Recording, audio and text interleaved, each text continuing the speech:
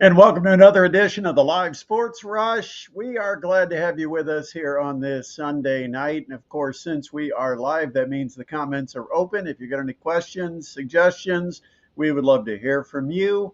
Just simply type them out. We should be able to get them here. Also, a reminder while you're connected, especially on YouTube, make sure you hit that subscribe button. We would love to have you give us a thumbs up and like our show. Also, share it with your friends. Let's see how many people we can get connected on this extravaganza that we do once a week live.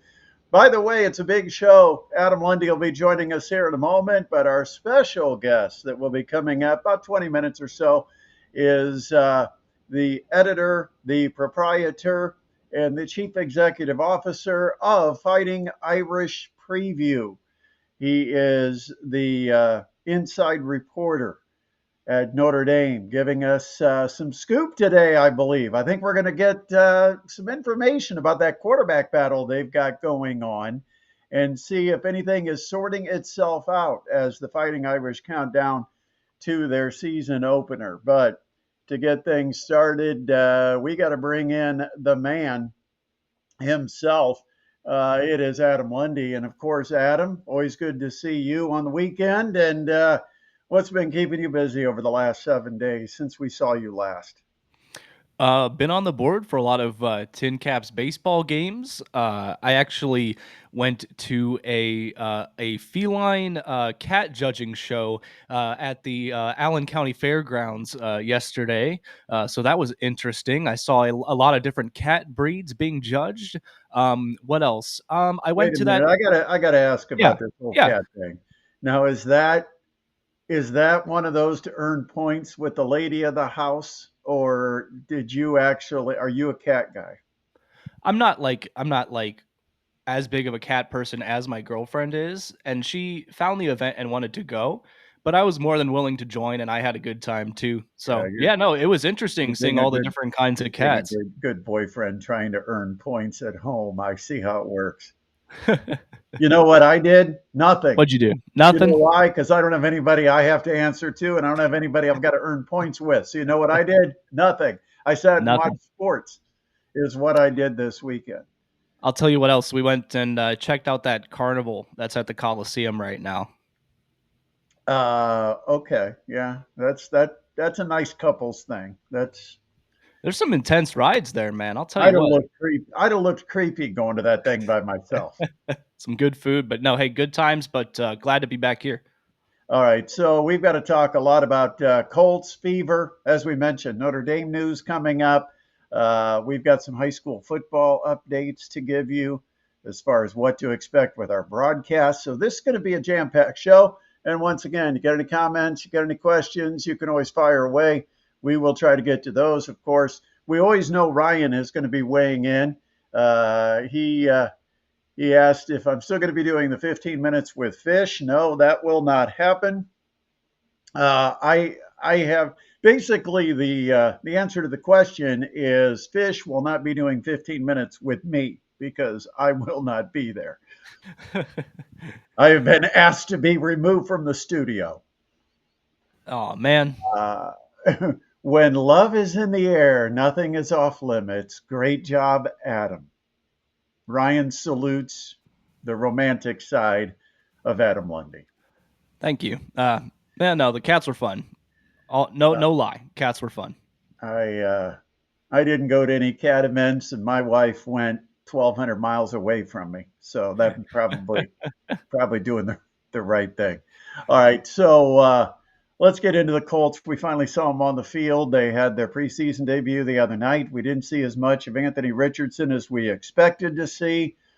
Thought we would see him for a quarter and a half. He went about a half a quarter before getting hurt. And a few takes. Number one, he didn't look terrible. But overall, quarterback play was a meh to me. I wasn't exactly thrilled with any of the three quarterbacks. As is the case almost every year in the preseason, the third string quarterback is always going to look the best because they're playing the most vanilla defense. They're playing the third string defense many times when they get out there. And so a lot of times, third string quarterbacks are generally at an advantage, and usually things go well for them. We saw it with Ellinger for 2 or 3 years. We, saw Riley Leonard have his moments. I don't think he's going to be anything better than a third string quarterback. So, Irish fans, we might have some tuned in because of Bill Houk being on the show tonight. Don't get your hopes up that Riley Leonard is going to somehow break through the clutter and pass Daniel Jones and Anthony Richardson and become starting quarterback for the Colts. That's not something that I think will be in the cards, unless injuries. And of course, Anthony Richardson is just a walking injury waiting to happen. And part of it is his own fault. I mean, he got injured his rookie season because he tried to take on linebackers and safeties and ended up injured. Here's the problem with play that got him hurt on Thursday night. And I don't know if you've watched this and broke it down. I actually watched the all 22 where you get the overhead and you can see exactly how everybody is lining up. And I watched this play a few times to kind of get a feel for what did Anthony Richardson see? What did the Colts offensive line see? And even though I feel like maybe the offensive line could have picked up the free rusher, I think the way that Baltimore disguised it made it difficult. And I think, given the circumstances with some backups at the offensive tackle positions, that Anthony Richardson has to be aware of exactly where the action is coming. In other words, you've got to be able to go to a hot read when you have a hot read. And on that particular play, all of the read was on the right side of the field. There was nothing out of the ordinary that was happening on the left, other than the fact that a defensive lineman dropped back into coverage, but nobody extra came on the rush, which tells you the rush is probably happening from the other side of the field, which for Anthony Richardson should have been his front side. Normally they talk about, coming up and sneaking in on the backside, and they always worry about the left tackle being a blocker that doesn't have a play like what we saw Thursday, where a guy comes off the edge completely untouched. Well, in this case, the guy that came in completely untouched was coming right into the face of Anthony Richardson, but somehow Richardson still did not see him.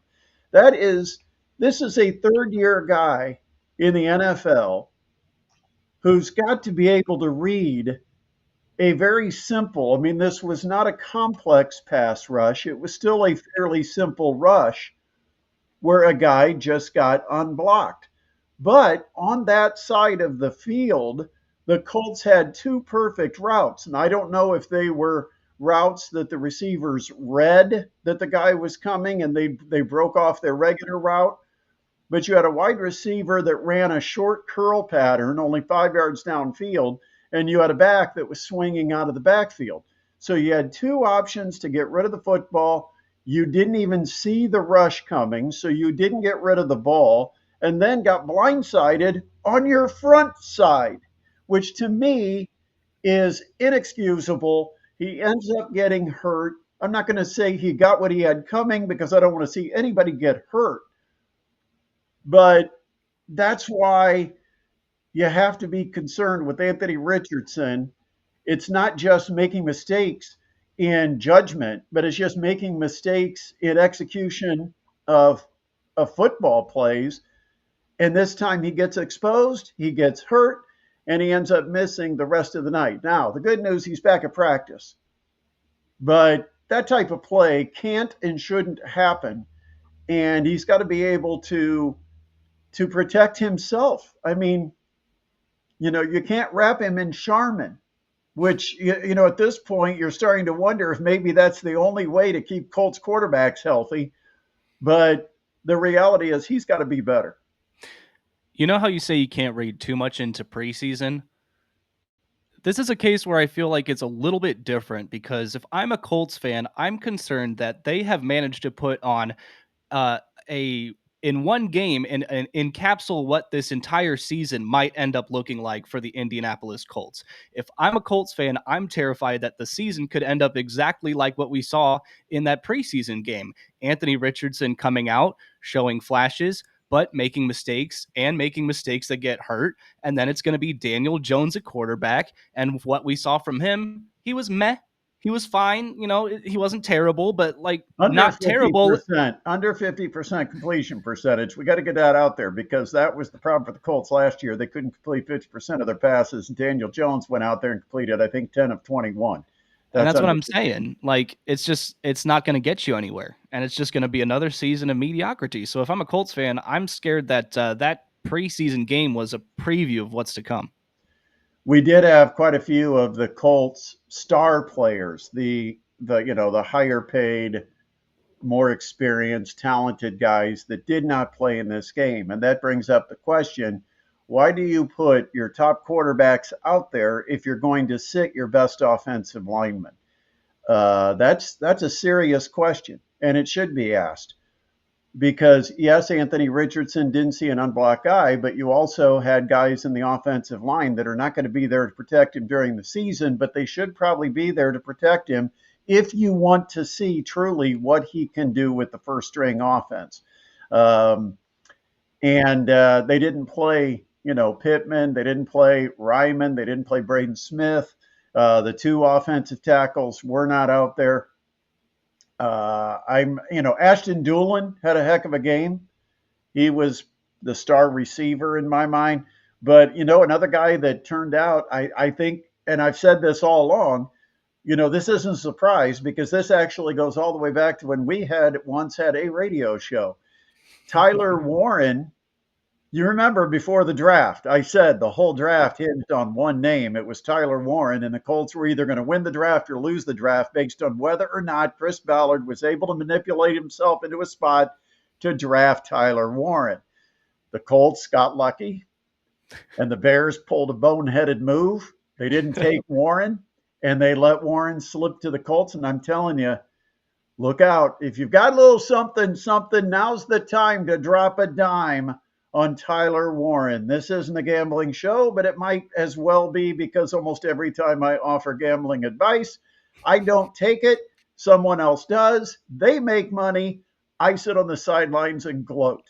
That's But the not bad. reality is, you might want to put a little something on Tyler Warren because let me tell you something. He is going to be utilized by the Colts in every way imaginable. Already in one preseason game, we started to see little tight end screen. They're going to put him in the backfield. They may give him a chance to take a direct snap in a wildcat. I am not at all surprised if we'll see that as part of the offense. And clearly, he's going to be a key in the passing game, and he should be. And so Yeah. I think he's going to have a monster season. And I think there's a chance that you will see Tyler Warren at least in the top three of Rookie of the Year. I'm just going to say it now. Put your dime in. It's worth it. I don't know what the odds are. I haven't looked, Yeah, I don't but know. I'd take whatever they are. I would take it. But yeah, you mentioned it. That versatility at tight end is something that the Colts have been lacking. So a tight end that's able to do more than just to be a big guy to catch a ball is awesome. Well, it also gives you that second possession receiver so that Michael Pittman doesn't have all the pressure constantly being doubled and trying to make Yeah. catches in tight traffic with small windows because now you take the pressure off and defenses will have to have an eye on Tyler Warren. Colts have an injury issue. Yeah, They're the in bug. trouble. Justin Wally, torn ACL. He's out. And that is the third corner that was projected to either start or be in the running to be a starter that is now injured. Now, the Colts are still keeping their fingers crossed that Jalen Jones and Juju Brents are going to be back on the field. But right now, down three corners, that's got to be a concern because it was one area that we thought the Colts had solidified their roster, and now it's a real question mark. Right. And you felt like they had a couple answers for cornerback in the offseason. And then, like you said, we end up with just it could be fill in guys for a good part of the start of the season. So you don't want to see that. It was nice to see some improvement. And then just to take a step back via injuries, you hate to see it. The any other storylines with the Colts that caught your attention? I mean, obviously, we'll see more with linebackers in the next preseason game. That's one of my question marks. The offense didn't score enough points. You can't just kick field goals and be satisfied in the NFL. They, 70 yards. yeah, I got one over 50. What do you know? No, I bet Vinatieri could still go out and boot him over 50. oh man, those legs, they stay muscular for a while. I just have this feeling that Vinatieri could still go out and kick 50-yard field goals. Hey, by the way, did you see the guy kick the 70-yarder No, last yeah, night? that's what I was talking about. That 70 70. yard field goal was crazy. Yeah, we're getting excited over a 50-yarder, and got guys now in the NFL that are kicking it 70 yards.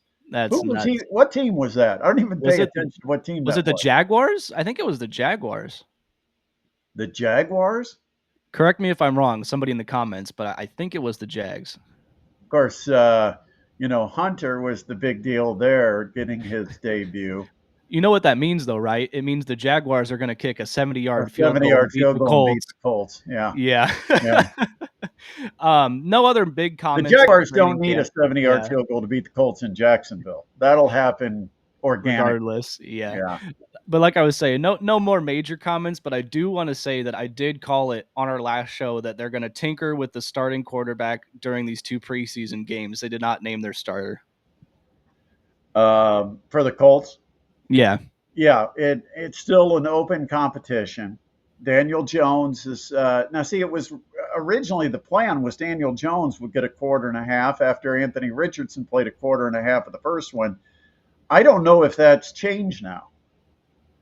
Um, quite I honestly, think I'm not sure what they've if from they've what yeah, is Jones going to play a little less now that Anthony Richardson only played half a quarter. I believe from what I've seen, it's going to be the original plan for what they had for Sunday with Daniel Jones getting the start and then Anthony Richardson coming in. If anything, it might just be a little less Richardson just because of the finger and everything. I'll You double think check though. less or more? I mean, I think the finger is going to be fine. Tape it up. They say rub some dirt on it. You'll be fine. I don't care that it pointed the wrong way. That did look kind of nasty though. Yeah, it was. It's one of those that looks ugly, but you give it one pop and it's back in place, and you tape it up, and as long as you Gotcha. didn't rip your ligaments, you're pretty good. And I don't think he had any ligament damage. Here, latest I've seen is Jones is actually only going to be for a few series, and then Anthony Richardson will come in and handle the remainder of the first half, including when the first team offense is on the field. Okay, there we go. All right. Well, we promised that we had a special guest today, Oh yeah, and he's been patiently standing by. And I want to bring him on. Right now, I'm actively going through my social media, so I've actually got to play producer a little bit here. So I'm going yeah. to I'm going to go ahead and bring in our guest. You hear him regularly every week with Fighting Irish Preview. If you follow him, you might be able to catch a video of him in video. I know he does last word before kickoff, does previews. He writes stories. He's all over Notre Dame. And if you're a Notre Dame fan and you're not following this guy, what the hell are you doing? Let's go ahead and bring him on. It is the Judge, Phil Houk. Judge, looking good. How are you? Well, thanks very much, Brett. And I'm a little microphone challenged here, unfortunately, tonight. Had a little catastrophe. I hope sound okay, Adam. All right, we're good to go. Yeah, it just seems like we ended the Notre Dame football season because it did go until like the end of January, and then we were all trying to catch our breath. And about 2 months later, then we're already into spring practice and got a breather for a couple of weeks. I married off one of my kids, had a couple other wild things going on this summer, and but I've been down to Notre Dame practice a couple of times and following all the news, and the team can be really good this year. Well, I know there's lofty expectations, as pretty much always at Notre Dame. I mean, the bar is set very high, and the expectations have been very high under Marcus Freeman. One of the big questions, as has been the last couple of years, is quarterback. So we will get into that. I do have to ask you real quick, though.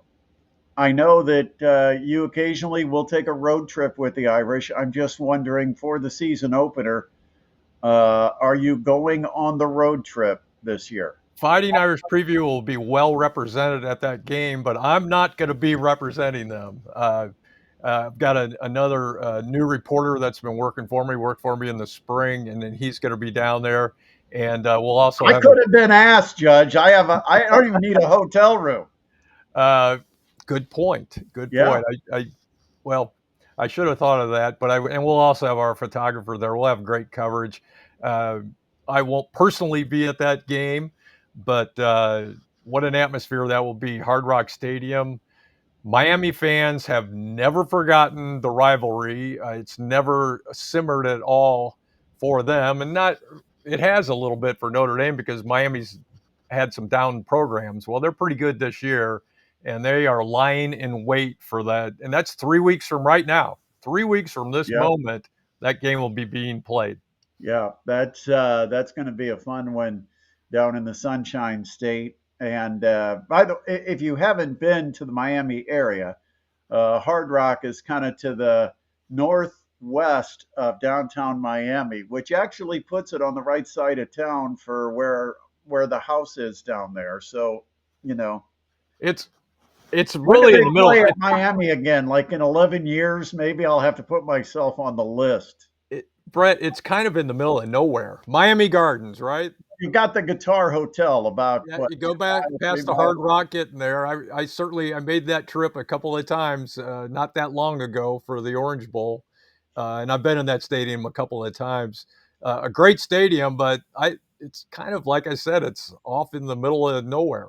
Yeah, So it kind of is because you've got access isn't real easy. I mean, the only way to get there is you just jump on the turnpike and you take the exit and it drives you almost right into the parking lot. Yep.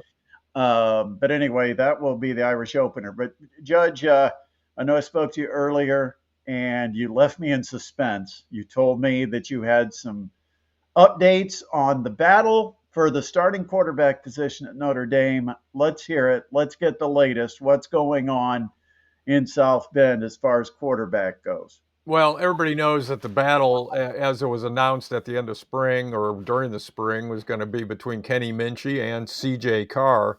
Odds-on favorite. Everybody in the media, we've all said, well, it's most likely going to be C.J. Carr. I made that assumption. There's just so much upside there, but the word right now is it's a true, honest to goodness battle between CJ Carr and Kenny Minchey. It is not a foregone conclusion that CJ Carter is going to be your first day starter. In fact, my suspicion is, and we have a little bit of info that would confirm it, that Notre Dame really wanted to have this thing decided by now, by today, by yesterday. Probably they had a practice today. They didn't practice yesterday, but they're not ready to do it. They got a week. The or fall camp ends in a week on the 17th, so a week from maybe tomorrow, whatever that is. And by that really is a drop dead date because that's when they, in earnest, will start their preparation specifically for Miami. But Kenny Minchey is a really competent player. He's been in the program one more year than C.J. Carr. If you think about it, that does give him a little bit more experience. He has a slight amount more game experience, not much though. And he's a little bit better of a runner, and he's just real confident. He has great command. He's a leader on the team, and everything we're hearing is, I don't know if it's 50-50 right now, but it's probably much closer to that than everybody thought it was going to be. It kind of reminds me to the situation in Texas because I feel like we have talked for a year or better that, this is Riley Leonard's team this year, but you've got CJ Carr in waiting. I don't feel like Minchie was really talked about all that much. What maybe behind the scenes, but I wasn't feeling it as much. Well, Kenny Minchey was a 4-star recruit. I mean, and we always heard good things about him, and he is known for being a little bit more of a runner. We saw how much Mike Denbrock liked having a running quarterback last year. It creates a big advantage when you can run and throw. Of course, we all understand that dynamic in football. And Kenny Minchey came out and said he considers himself to be as good as any quarterback in the country. Now that okay, he's a confident dude, right? But he's not. His teammates love him from everything we've heard. He's doing everything right. It's not a slam on CJ Carr. And of course, everybody knows about the first practice, right? CJ Carr throws 3 interceptions in the first practice.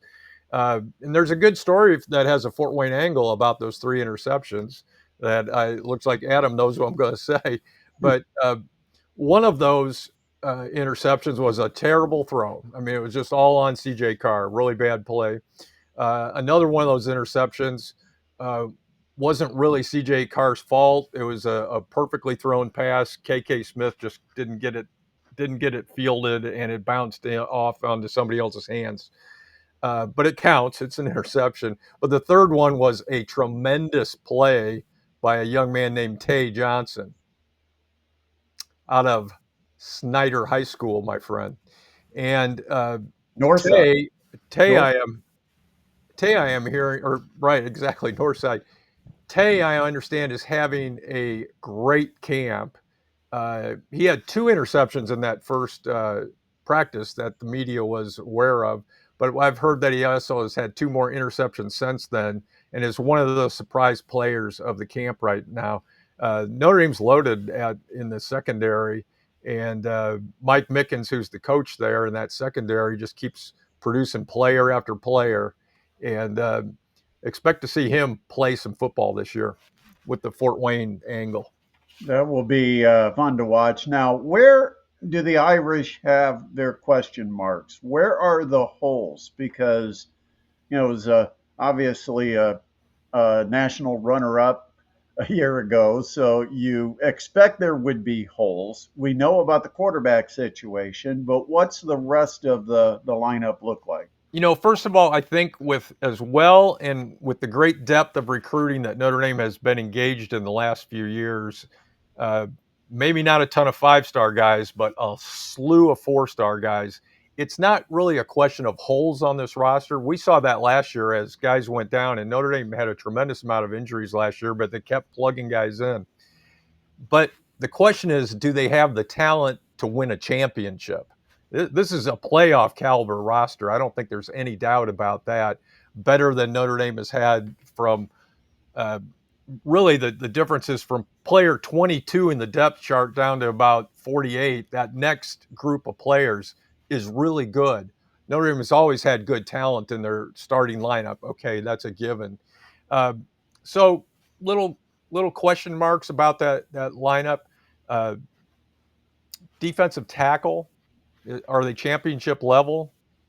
I don't know.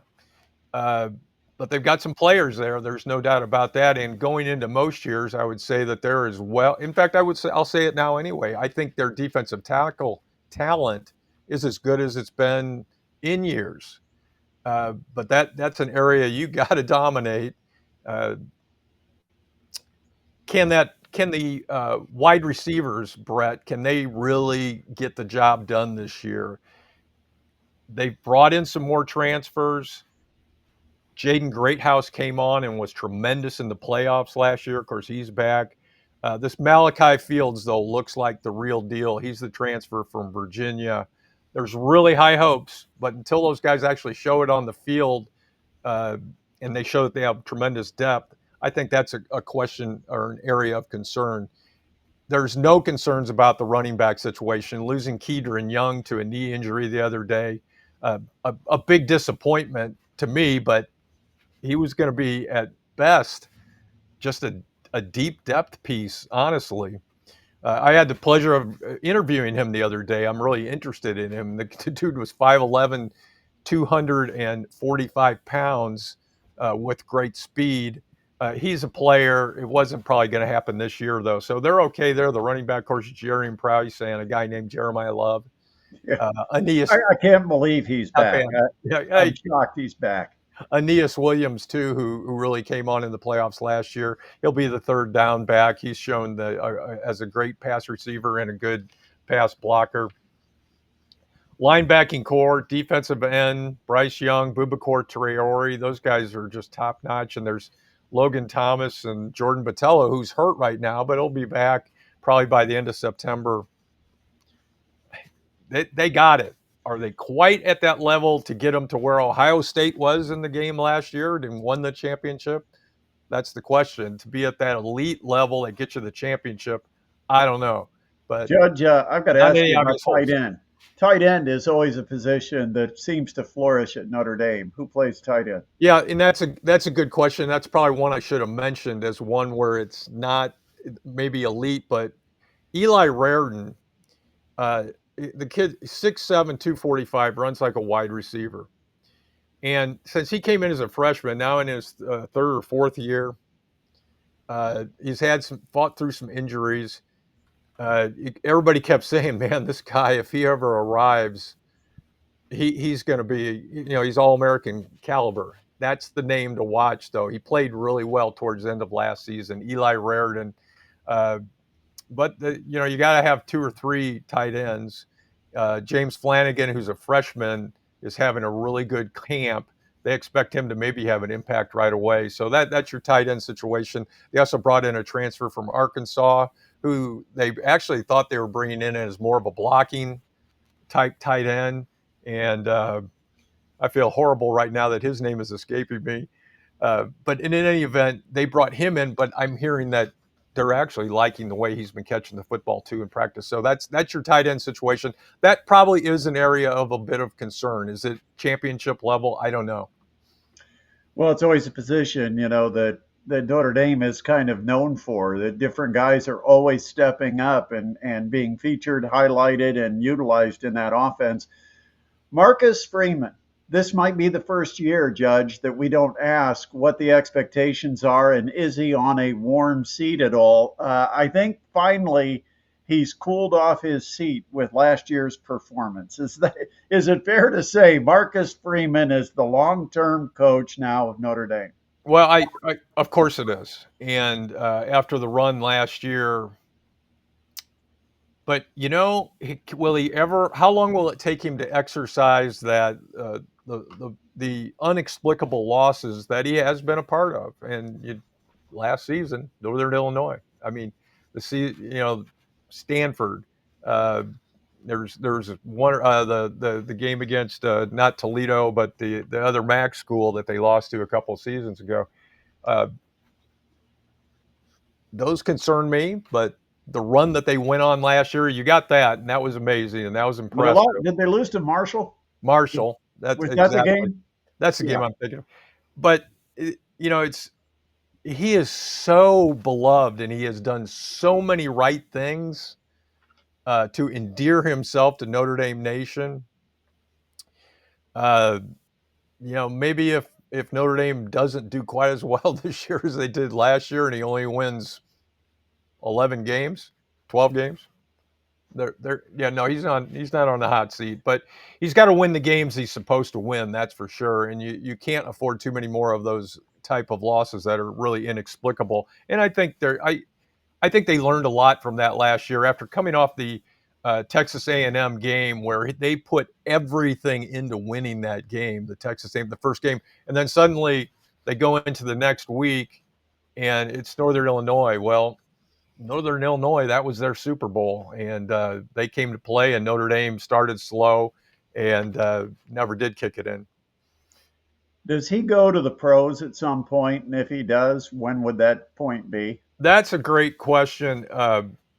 One that I asked my partner, Tim Priester, he was here this summer and spoke to the Notre Dame golf outing. And that was one of the questions I asked him when we were together at that. And he has some insight personally, talking to him.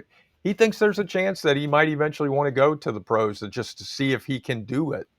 He thinks he's not concerned, though, about going to another college from Notre Dame. Of course, the only one you would think he would even be interested in would be his alma mater, which is Ohio State. So I don't know. He's got a good thing going. coaching in the pros is obviously a lot different in the game today because you don't have to do the recruiting, which has become all encompassing. And Marcus Freeman might want to at some point just see what it's like just to coach football and have a lot less concerns with the personnel issues. Leave that to somebody else. A lot of new regulations. I don't not even sure what the right word is when you talk NIL, but we know very little about where Notre Dame exactly is when it comes to NIL. But we know they make money. Well, Uh, they make money, and what we do know is that in this crazy, crazy world that the NCAA has gotten themselves into with college football, where there's more free agency in college football than there is in the NFL.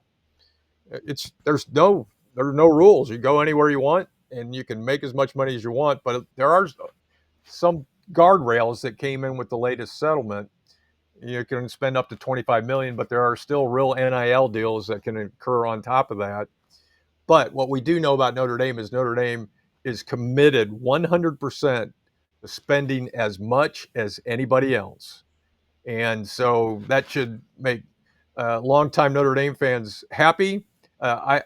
It makes me feel kind of icky in a way because I'm old school. I can remember, you know, guys getting in trouble because somebody gave them $25, to go to their kids, I oh don't yeah, know, birthday party or something. it's changed so much, Judge. I was yelled at in an airport because I had a 2-for-1 deal at McDonald's on the McDouble, There you and go. I only could eat one, so I asked the guys traveling with the team if anybody wanted an extra burger, and immediately got shut down by the coaches and told throw it in the trash right away. Isn't that something? I had to throw away a 99-cent burger or whatever it was at the time. This is a few years ago. Well, the But pendulum, my friend, has yeah, swung in the other direction. yeah, those guys should be buying me my McDoubles now. That's what I You, mean, it's unbelievable the money it, and how it's distributed. you But the rules, the chaos around the rules that goes with it is also something that's almost hard to follow. And who gets the advantage, who gets a disadvantage. I almost feel like the way it is right now, Notre Dame may have gained an advantage because they've got the money, but now they can actually spend it. It can be upfront. And if they make that commitment, they're going to be able to compete with anybody in the country. Because before, you had to worry about who was cheating. But now exactly it's correct. all on the up and up, and I think it evens the scale. And as long as Notre Dame is investing like everybody else is, as long as no one's breaking that system, and we all know that's probably a matter of time. But I feel like We, it's we evened it out for Notre Dame. it has. You're absolutely right, and I just saw a comment pop up here that I was exactly thinking, and I wanted to say it. It comes from Rick Longsworth about Steve Alford being suspended for appearing in a calendar for charity. And if anybody who's read Season on the Brink, I mean, Bob Knight was just about ready to lead a charge out of the NCAA and move to Canada or something with his team and refuse. It was just that was the other side of that equation. He was in a Yeah. charity calendar for a to raise money for, I don't know, leukemia research or something that some sorority had done. And they took his picture among other people that are in that calendar. 1985 or 84 that happened, and yeah, Well, it's about that painful. time, Judge, I'm surprised they weren't asking a young, handsome Phil Houk if he'd like to be in a calendar. Mike, I wasn't always all that good at answering my voicemails and my and You opening missed my your mail calling. back in those days. Missed your calling. Let's talk about the schedule. One way you don't lose those bad games is you don't play those types of teams. But Notre Dame has quite the start to the schedule, and Texas. We talked about Miami, but Texas A&M, I think, is a fun one to look at with new head coach Mike Elko uh, taking over Texas A&M. That's somebody that Notre Dame has a lot of familiarity with. Yeah, well, this schedule is very front loaded for Notre Dame, and it's not just the first two games. It's the only ranked preseason ranked teams on their schedule 3 of the first 6 teams. Those are the ranked teams. You've got, as you said, the Miami game at Miami. Notre Dame does. It's good that Notre Dame then has a bye. They'll have another week to prepare for that second game, the rematch from last year, and this time it'll be at Notre Dame Stadium. That'll be the home opener for Notre Dame on the 13th of September. They're preseason ranked 21. Miami is preseason ranked number 10. Notre Dame will be favored to win both of those games. At least they are right now. 2.5-point favorites in the game at Miami. All Notre Dame really probably needs to do, though, to make the playoffs is to split those games, because the rest of the schedule does become a little more forgiving. The next, Purdue, I think Purdue is going to be better under their new regime, new players, much in the way that I'm not going to say it's going to be like what IU did last year, because that's not going to happen. But with all the new players that have come in there and the new spirit, they're going to be a little tougher. But that's probably not a concern for Notre Dame. At Arkansas could be SEC crowd, all those things. That's going to be a tough one. There's no It doubt will about be. it. Arkansas has been waiting a long time, and then you get your next and only other ranked team on the entire schedule in Boise State. Boise State, a playoff team last year. Now, they lost a lot. Yeah. They lost a lot, but that's a solid program that has been good for a real long time. There's some other fun games that'll come up later in the season, including Notre Dame gets to face their Steve Angeli at Yeah. Syracuse. I think I recognize the comment that came in with that mention. Well, that was a good reminder by somebody who's in the other room right now. And it's interesting another game that I find interesting, not just facing Steve Angeli in the next to last game. Syracuse was good last year too, by the way, but they lost a lot. But Steve Angeli, that's going to be interesting. But at Stanford to close the season. Now, Stanford, that's a program that's just in a world of hurt. They're trying to rebuild for the third time in the last 5-6 years. But their coach is Frank Reich. Yeah, well, their general manager, who's Andrew running Luck. the football program, is Andrew Luck. Yeah. It's Colts West, man. Yes. Although they, of course, both have Stanford ties. So I just think that's just kind of a crazy thing. Of course, USC will be good. They're not ranked preseason, but they probably should be. Going to Pitt is no cakewalk either. Never. I mean, that's always a scary game, having to play Pitt at Pitt. Always is. So, I mean, these are not those games are not easy. You're right when you look at the schedule to say there's not a lot of things to phone in this time. Yeah. But overall, the strength I don't think is quite what it was last year, honestly. Or no, I shouldn't say that. It's stronger up front, but once you get past that, I think it's a little more likely that they could get on a run again, just like they did last year. Isn't that a little bit of a concern, though, having a front-loaded schedule when you still don't have a quarterback at this point? It most certainly Back is. to where we started this whole conversation. It most certainly is. And that's a great way to look at it, Brett. That and maybe that's why they're just looking at a little bit more consistency right now out of Kenny Minchie and say maybe we can trust this guy a little bit more. Who on that schedule at the beginning? I'm trying to think. Texas A&M, who they've got at quarterback. I don't know. I know Miami lost theirs. Cam Ward obviously is in Tennessee in the NFL.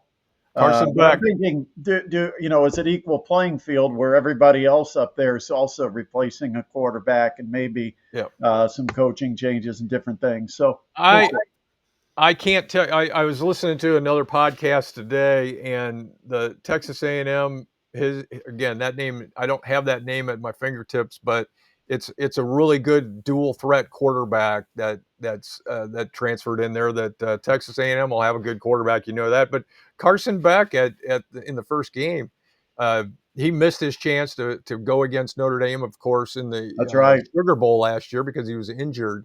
So this will be his chance to right that wrong for, I'm sure, what he feels for the loss that Georgia suffered in that game. So that's certainly an interesting matchup. Quarterback wise.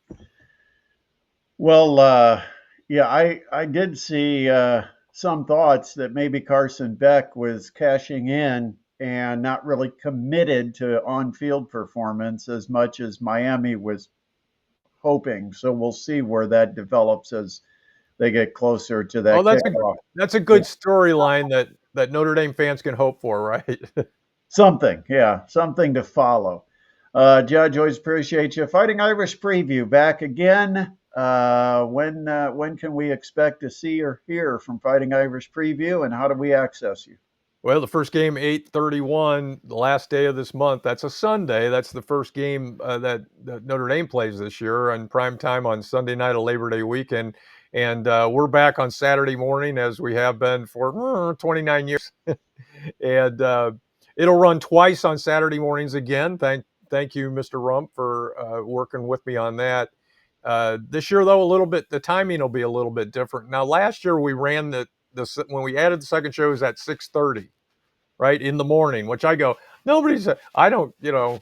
that show probably I know it had a lot of listeners because a lot of people discovered that I was alive after 28 years on the air, that the show existed.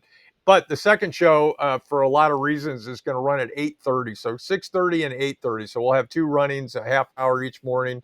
You can look me up on Fighting Irish Preview. The content will pick up significantly. We've got a lot of good photography on there right now, but the photography, or I should say that my personal content will pick up significantly now that the season's about to kick off. Usually I have 3 or 4 stories every week. So fightingirishpreview.com. We also do the YouTube thing just like you are now. In fact, I got a guy out there recording this right now. He's going to cut it all up and get your pretty face all over my own Fighting Irish Oh preview no, page. I know how editing No, works. I got a I was face for actually radio. talking about Adam, but anyway. Yeah, yeah. I was going to say, it'd be real easy right now. You two are sitting next to each other. Somebody could edit this, and it'd be like I was never even in the show. It'd be No, perfect. but so fightingirishpreview.com and great. I want to thank all the great sponsorship that keeps coming back year after year, like the Notre Dame Federal Credit Unions and the this year Miller Lite 50th anniversary. So they wanted to celebrate that as part of my show. And that'll be part of my sponsorship, and just a lot of great Indiana Physical Therapy, and I don't know, 8 or 9 others that Yeah, are yeah. all been very loyal to me. Well, we'll look forward to that. That again will start August 30th, twice in the mornings on 1380 The Fan, and of course you can catch the podcast. The website is fightingirishpreview.com. Yep. Please go there. Subscribe. It costs you nothing.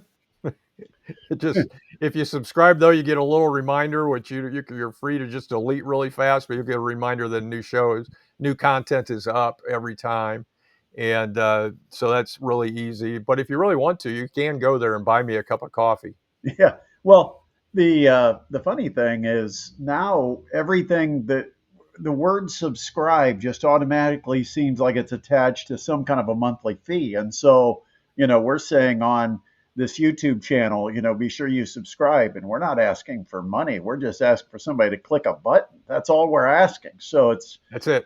there's no obligation, no commitment. You're not going to get a whole bunch of emails. Your phone's not going to ring every day. But I mean, all we want is just a number that impresses the YouTube algorithm. That's it. And if you like what you're hearing here, and you wouldn't like it maybe we're turning you off really bad, I don't know, but people are listening, and they are listening right now, and you'd probably just click us off immediately if you didn't like it. Subscribe. Yep. Lots of great content. I was in that group, and there was a big group, Mr. Rump, that wasn't happy about the radio show going away, but you found I always said you had a face made for radio, and here we go again. And I'm proving it by doing this. Yeah. You're fine. You're fine on YouTube. You're doing great. I have worked for 3 months trying to figure out my best look, whether and you know what? I will never have a best look. I'm finally committed to understanding that my best look was about 40 years ago. Well, we become wise when we're comfortable in our own skin. So it sounds like you've become wise, and so have I hope. And Judge, you look great And That it's good to see you in good health. Everything good from the health front. I know you had a I health issue a couple of years ago, and oh, we're I am. glad to see you I just hit my looking good. microphone, I think. No, I'm in great shape. I'm ready to go. I'm 3 years out from those health issues, and just ready to roar on this. Ready to roar for Fighting Irish preview for another year. Appreciate you joining us on a Sunday night. I know we kept you a little long, and we appreciate that. Look forward to talking to you again, Judge. Good talking to you guys. Yep, that is Bye, the Judge. Judge Bill Houk joining us here on our Sports Rush YouTube edition. Always great to get the latest on Notre Dame. And as we said, make sure you're following him. Make sure you're on his YouTube and you subscribe to him. Make sure you're connected through all his social media. Go to the website. And then on Saturday mornings, whether it's Early Bird, the 6:30 edition, or the 8:30 edition, which actually is the same edition, we just play it twice. But what we found is that 6:30 show, you've got there are people that are up and out and they're going and either running errands or they're heading to a college campus to go to a college game that day. Many of them might be leaving early in the morning. And maybe 8:30 pushes the time limit that they're able to hear the show, so it makes it very nice. They can do it at 6:30, or if they're like me, where you like to get up and at 7 a.m. on Saturday mornings, you like to go to the grocery store because you really don't want to run into anybody and have to waste time with conversation. And not that I don't like talking to people, but when I'm going to the grocery, man, I am on a mission to get in, get my stuff, get out. And I Yeah. don't want people to see me in the grocery store and judging how horribly I eat, because you'll see a cart full of donuts, ho-hos, Twinkies, and other snacks. I call them snacks. And at least a couple cases of your favorite beverage, I'm sure. Well, my favorite beverage, Come Adam. on now. Um, you know, I've got to Sponsor. get product placement in here because maybe someday they'll be kind enough to sponsor. That's That'd my be favorite great. beverage. That's yeah. All right, we got to talk about the Indiana Fever. They got a new player. They do, yeah. They're going through a lot of hardships, so what's better than a hardship contract?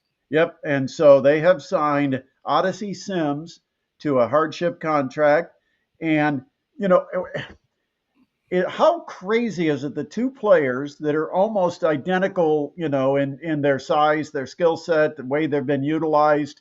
I mean, one basically has been subbing for the other. Ari McDonald, who was herself a hardship contract for the first Caitlin Clark injury and then ended up signing a full year contract. She is now out with a broken bone in her foot, will miss the rest of the season. And Sid Colson, who was a free agent signing before the season began, she tears her ACL. She is out for the year. And so two players go down in the same game. Both injuries happened in the game against Phoenix on Thursday. And the crazy rules of the WNBA is the Fever can't sign a hardship contract until the players have officially missed a game. And so both players go out on the same game, but they've got to wait until they played Chicago yesterday. And then once they played Chicago, then now they actually missed a game, so they could sign somebody to the hardship contract today. They do. I mean, I don't know that much about some of the players that have been in and out of the league, but if you have followed the WNBA, chances are at some point you have come across Sydney Odyssey Sims, because she has played in her career with the Tulsa Shock, the Dallas Wings, the LA Sparks, the Minnesota Lynx, the Atlanta Dream, and the Connecticut Sun. Yeah, quite Now the the Fever. WNBA journeywoman. I believe then with Connecticut, she probably was playing for Stephanie White, which is probably where the connection is, where she understands Coach White. She was collegiately a star at Baylor. She was part of a 2012 national championship team under Coach Mulkey. Um, and she was the number 2 overall draft pick back in 2014. So I don't know what kind of shape she's in. I don't know where she's been playing or what kind of China.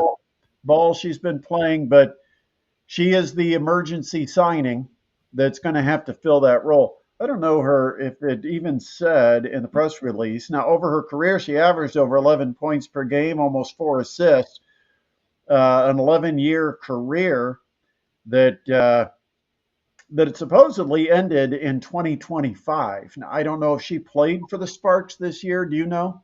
From what I've been able to gather, she played part of the 2024-25 season for the Sparks, and then Well, they ended up. only have a 24 season and a 25 season. Yeah, I don't know. It's weird because her career history, it says 24-25 LA Sparks, but then it also says 2024 she played in China. So I don't know if it was China then LA, but I don't Well, know. you could play the summer of 24 in LA, the And then the winter in winter, China, and then come back and maybe start the season with the Sparks. I maybe, don't yeah. know, but anyway, so she is joining the Fever. Caitlin Clark still probably a couple of weeks away.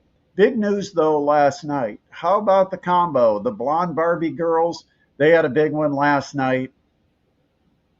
I was kind Yeah. of critical of them because I started to get a little sick about so much social media, so much TikTok and podcasts. And I'm like, just win dang games. They had lost a couple of games in a row.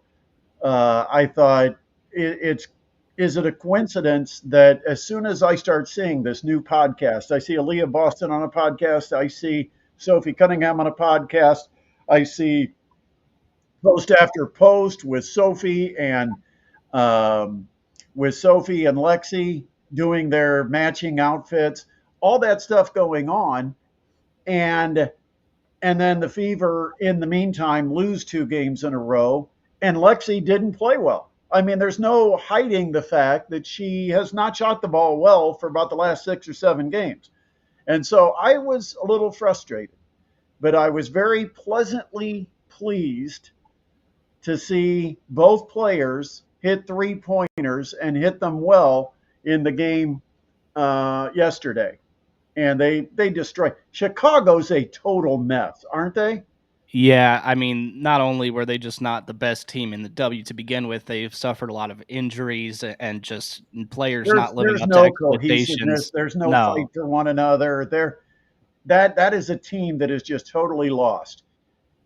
And you wonder if culture is established by certain star players because um, I think there is a conflict, and I'm not trying to break news or I'm not trying to spread rumors, but just things I've read where I think there's a bit of a conflict, or perhaps they're not the closest of players or teammates with Cardoso and Angel Reese.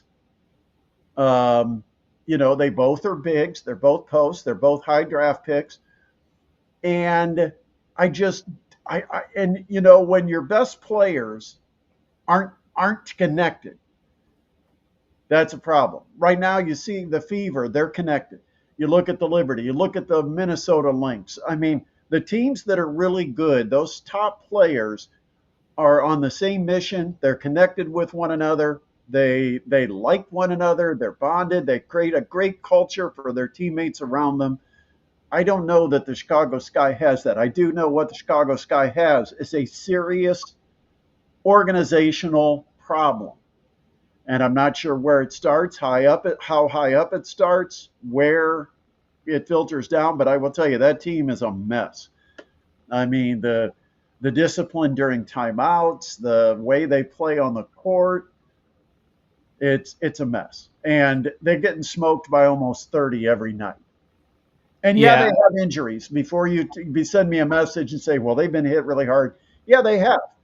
I know, but so is the Fever, and the Fever are still fighting like hell, and they play for each other. Yeah, it's just a disconnect in Chicago right now, and I don't think they're going to be figuring it out anytime this season. Probably will miss the playoffs, so just not a good year for the Sky. All right. Final note I wanted to get into the podcast this week is that we know kind of what our high school football broadcast Friday night are going to look like.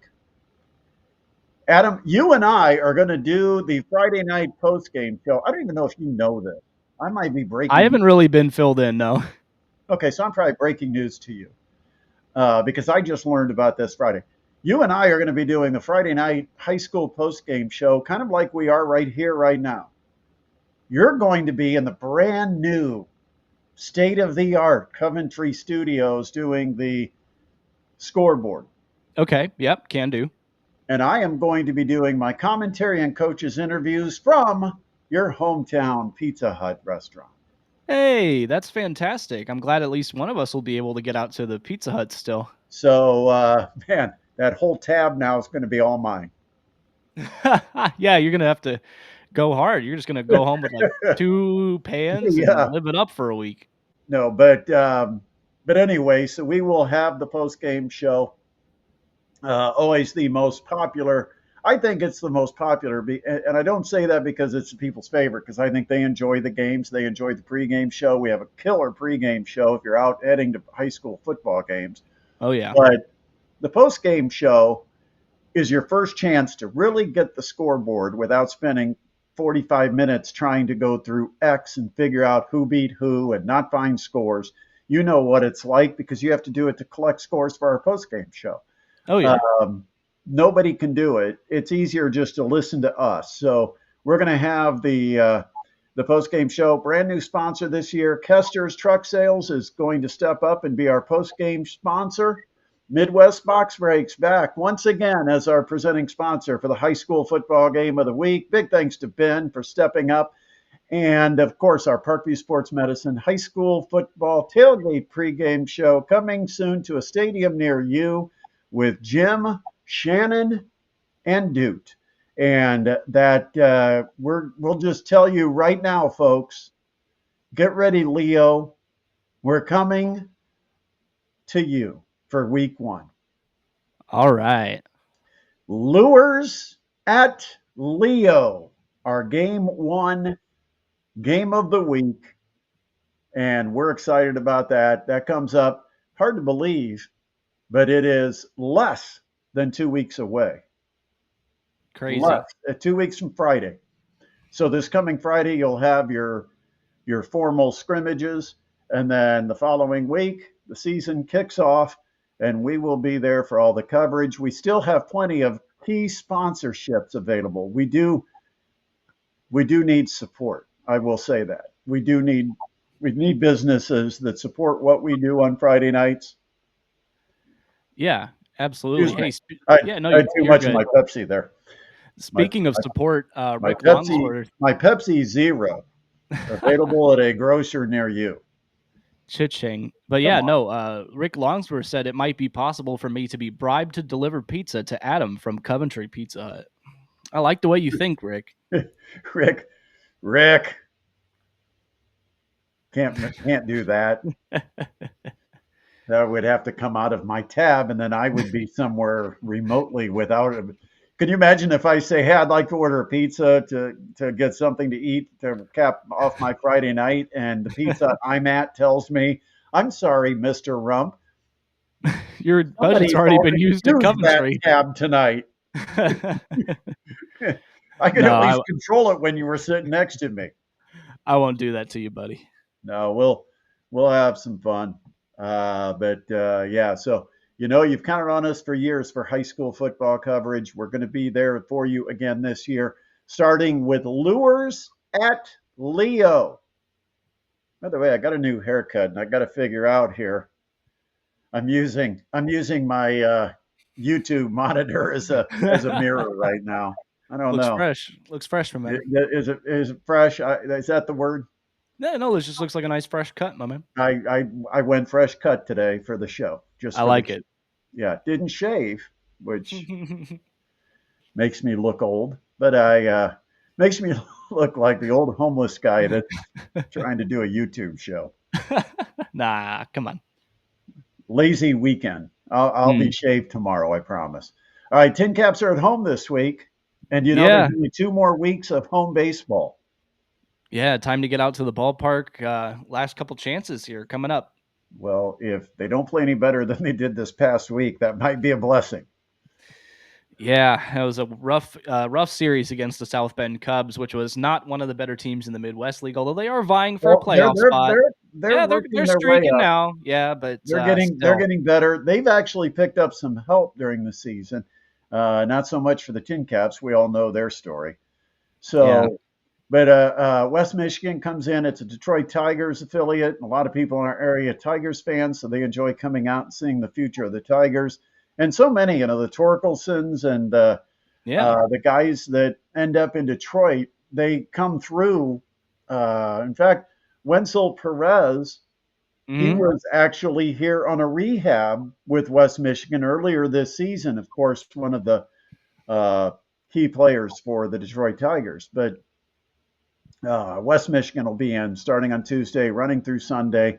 Big promotions all week long, including Seinfeld night Yep. with Peterman. It's gonna be Uh, fun. All the Seinfeld fans are gonna be out John in full force. O'Hurley, the actor that played Peterman, will be here. And somebody was asking me my favorite show, and I said favorite all time is probably Seinfeld. There you go, and So you'll I'm looking very forward to Friday. yeah, hopefully you'll get a chance to say hello. My last Friday at Parkview Field. Rest of There my you go. Fridays will be high school football. Crazy, crazy. All right, got to wrap it up. All right, sir. All right, so that will do it for another edition here of the live edition of Sports Rush. We want to thank you for watching. Make sure before you do depart that you get on YouTube and you click that subscribe button. You give us the thumbs up. You share this channel with your friends, and don't forget we'll have plenty of video clips and shorts that'll be cut up from this program, and we will be back with you another live edition coming up next week as we count down to the start of football season, high school, college, Colts. We'll have it all covered. Northeast Indiana sports right here on this YouTube channel. But thank you so much for spending time with us here live on this Sunday. I am Brett Rump. Have a terrific week, and we will talk to you again soon here on the Sports Rush on